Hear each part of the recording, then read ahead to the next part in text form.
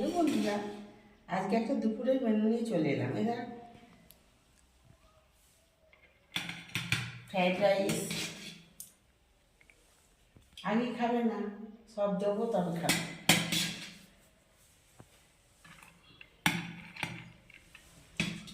আমার বৌমা নাতনি ঘুমিয়ে গেছে।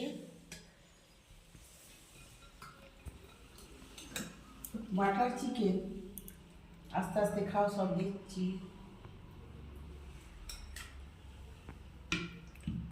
এবার স্যালাডটা দিয়ে দিলাম।